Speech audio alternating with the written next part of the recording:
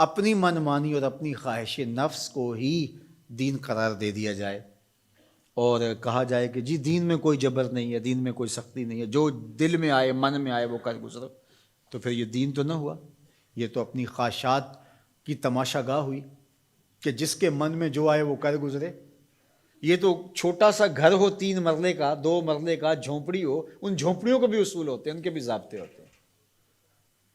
یہ 3 مرلے کے 5 مرلے کے سکول بنے ہیں، ان کے بھی ضابطے، ان کے بھی قوانین ہوتے ہیں۔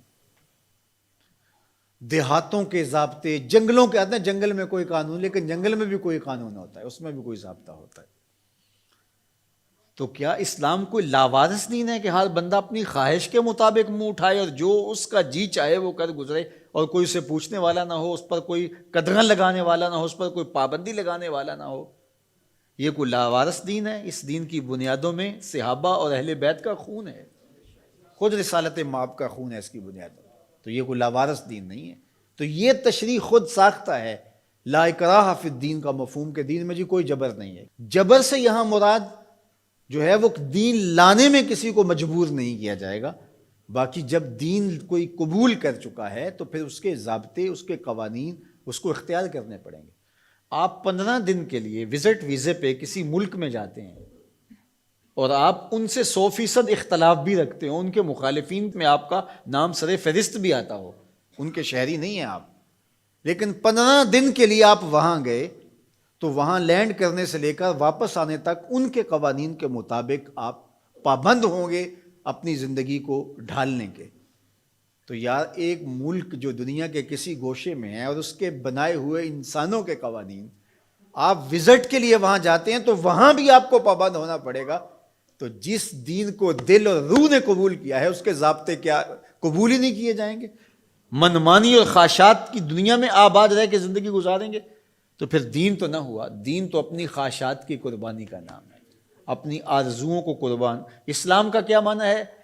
گردن نہادن، فارسی میں تسلیم کردن، سر تسلیم خم کر دینے کو اسلام کہتے ہیں۔ اسلام ماننے کا نام ہے۔ اسلام کے جو احکامات ہیں، ہمارے نفس پہ شاک بھی ہوں گے، ظاہر ہے کہ بہت ساری چیزیں ہوتی ہیں نفس پہ شاک ہوتی ہیں، لیکن جو قوانین اور ضابطے دیے جاتے ہیں اس کے جو انتہائی فوائد ہیں ان پہ نظر رکھی جاتی ہے۔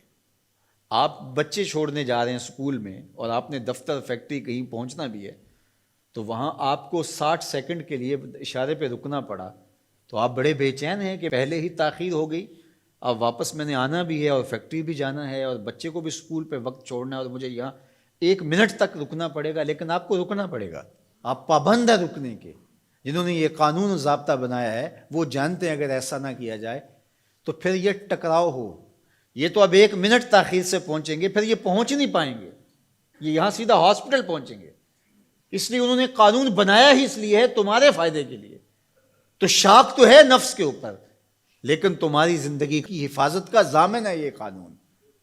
تو اسلام کے قوانین اگر سخت بھی تمہیں دکھائی دیں لیکن تمہاری دنیا کی بہتری اور آخرت کی بہتری کے ضامن ہے اسلام کے قوانین اور ضابطے۔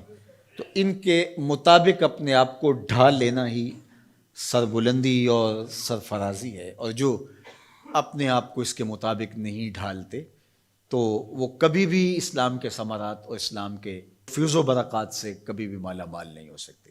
تو ایک پہلو یہ ذہن میں رکھیے گا کہ اس کا یہ مفہوم کہ دین میں سختی نہیں ہے۔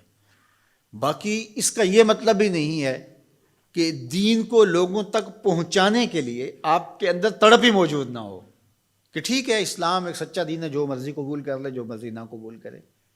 یہ اختیار ضرور دیا گیا ہے، لیکن میری اور آپ کی یہ انتہائی کوشش ہونی چاہیے کہ جس سے ہم محبت کرتے ہیں اس کی ہدایت کے لیے کوشاں ہوں اور اس کو خوبصورت دلائل کے ذریعے سے دین کی طرف راغب کریں۔ اور یہ پیغمبروں کی زندگی تھی، ورنہ وہ بھی کتاب چوک میں رکھ دیتے، اس کو پڑھ لو، جس کا جی چاہے اسلام لے آؤ، جس کا جی چاہتا ہے اسلام نہ لائے، بات ختم ہوئی۔ یا ایک مرتبہ کسی مجمع میں اعلان کر دیتے کافی، لیکن ایسا نہیں ہوتا، انہوں نے اپنی زندگیاں لگا دی، لوگوں کے سخت رویوں کے باوجود اپنی زندگیاں لگا دی۔ تو ہماری تو یہ عرض ہونی چاہیے پوری کائنات گیتی حضور کے گائے، ہماری یہ تمنا ہونی چاہیے، ہماری یہ عرض ہونی چاہیے۔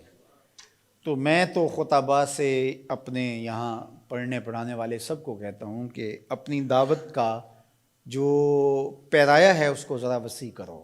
آپ اس انداز سے دین کی بات کرو کہ تمہاری بات دنیا کے تمام طبقات کو قابل قبول ہو. اور انشاءاللہ وہ وقت آئے گا، صحیح حدیث میں لکھا ہے، طے شدہ امر ہے کہ ایک وقت آئے گا کہ پوری دنیا کے اوپر جھنڈا صرف میرے حضور کا ہوگا.